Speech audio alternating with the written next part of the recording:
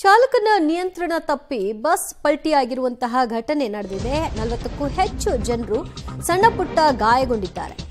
ದಾವಣಗೆರೆ ತಾಲೂಕಿನ ಆಲೆಕಲ್ಲು ಗ್ರಾಮದ ಬಳಿ ಈ ದುರಂತ ಸಂಭವಿಸಿರುವುದು. ಗಾಯಾಳುಗಳನ್ನು ಆಸ್ಪತ್ರೆಗೆ ದಾಖಲು ಮಾಡುವ ಮೂಲಕವಾಗಿ ಚಿಕಿತ್ಸೆಯನ್ನು ಕೊಡಿಸಲಾಗ್ತಾ ಇದೆ.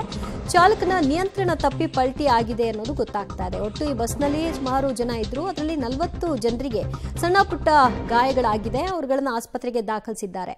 ನೋಡ್ತಾ ಇದ್ರಿ ಯಾವ ರೀತಿಯಾಗಿ ಕಂಪ್ಲೀಟ್ ಆಗಿ ಒಂದು ಕಡೆಗೆ ಬಸ್ ವಾಲಿದೆ ಅಂತ, ಪಲ್ಟಿ ಆಗಿದೆ.